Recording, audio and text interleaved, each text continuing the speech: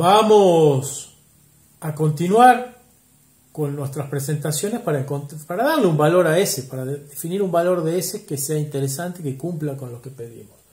Vamos a trabajar con los pistones con los cuales estábamos trabajando para definir la temperatura, con los cuales trabajamos para definir la temperatura. Es un pistón el cual mantenemos la temperatura porque tenemos aquí un termómetro que nos lo indica y vamos apretando uno y simultáneamente estirando el otro para que pase calor, porque estas son paredes diatermas de un sistema al otro manteniendo la temperatura. Y habíamos visto que esto era un esquema que permitía la reversibilidad. Básicamente lo que nosotros sabemos por el primer principio es que el calor que sale de uno entra al otro. No tiene otro lugar a donde irse, este no cambia, así que lo que sale de un lado entra al otro. Pero nosotros queremos que la entropía sea aditiva, así que la entropía que pierde un sistema será la que gane al otro, así que también va a haber un flujo. Los calores son iguales, las entropías son iguales. Bien.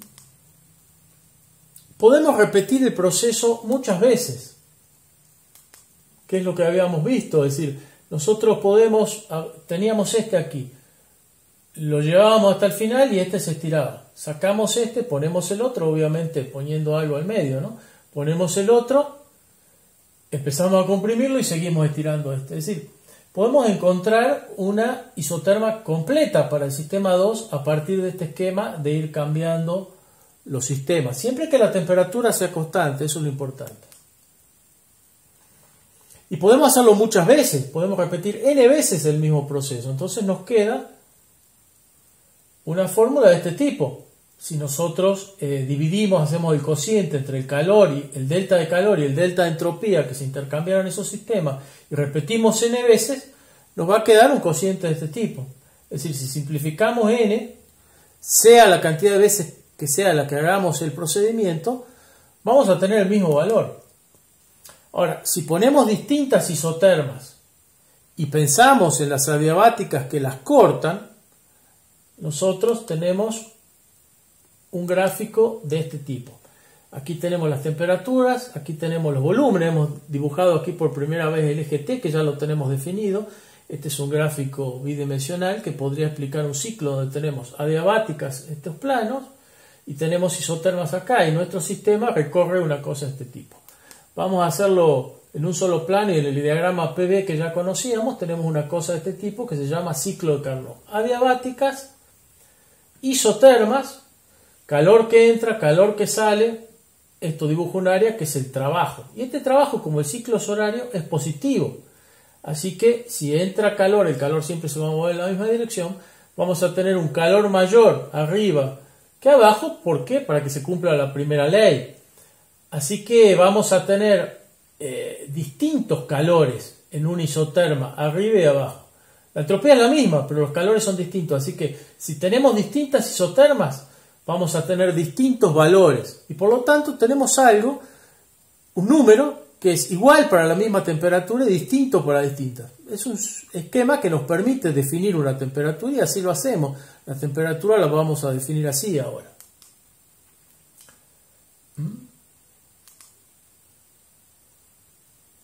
Perfecto.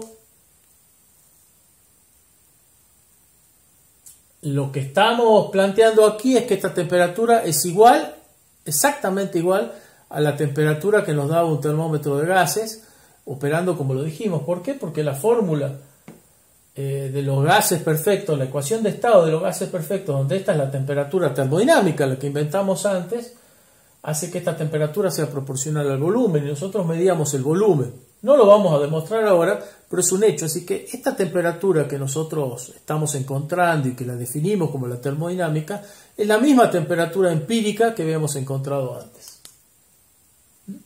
Definimos la entropía mediante la reversibilidad y con la aditividad encontramos la temperatura mediante el equilibrio térmico. Encontramos una expresión matemática que, sin dar el valor ni de S ni de T, nos indica unidades y referencias.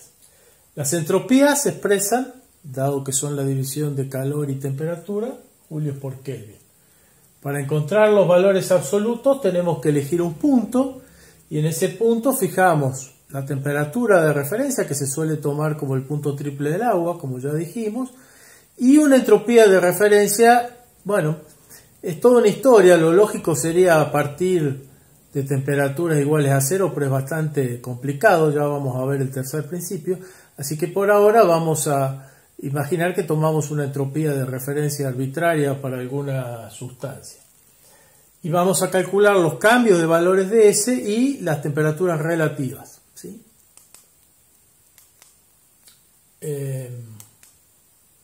Vamos a partir de este diagrama. Aquí tenemos la isoterma del punto de referencia, el punto triple del agua, y la entropía arbitraria de un punto cualquiera.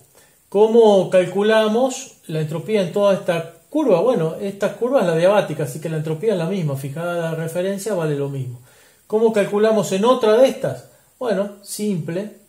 Esta es la temperatura de referencia, así que medimos el calor entre estos dos puntos y ese calor sobre la temperatura arbitraria de esta línea nos da la diferencia de entropía aquí. Y así podemos seguir para todo el mapa, antes y después. De esa forma tenemos el valor de la entropía en todas las adiabáticas. ¿Cómo hacemos con la temperatura? Bueno, sabemos que entre estos dos puntos el delta de S es el mismo que entre estos dos, porque las entropías valen lo mismo. Así que conociendo eso y midiendo el calor en este tramito, podemos perfectamente hacer el cociente y determinar la temperatura. Y será la misma para toda la isoterma. Obviamente que este esquema funcione implica que midiendo el calor acá y dividiendo la entropía por el calor tiene que dar lo mismo que acá.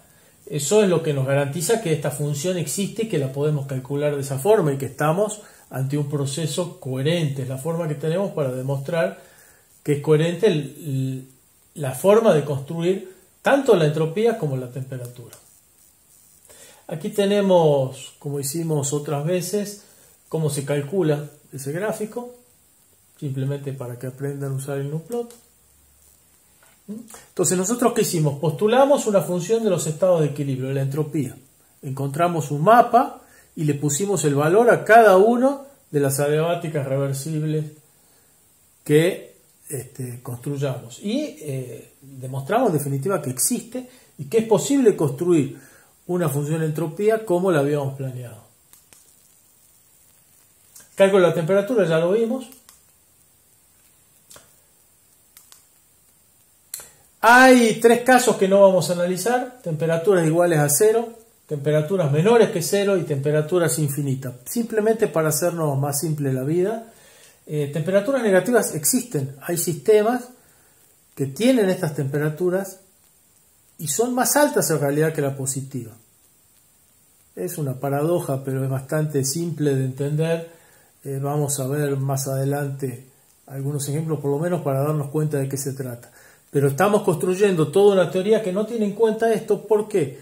Porque si quisiésemos construir una teoría que tuviese en cuenta esto, nos convendría usar, en vez de la temperatura, lo que se llama beta, que es 1 sobre la temperatura negativa.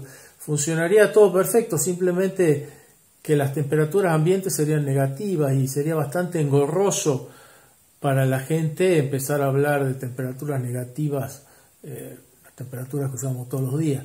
Simplemente para arreglar una cuestión teórica que sirve para muy pocos sistemas basados en la cuántica, como son los láseres, por ejemplo. Los láseres son sistemas que se puede hablar de una temperatura negativa. Así que vamos a considerar sistemas con temperaturas mayores que cero. En este caso, S y U son biyectivas. Y esto simplifica mucho todos nuestros problemas. Aquí tenemos en el gráfico T y S, ya tenemos nuestra variable S, tenemos la variable T. El calor es lo que está dentro de un ciclo. Es el área en estos diagramas, es el calor. Ciclo horario tenemos positivo, ciclo antihorario tenemos negativo el calor. La ley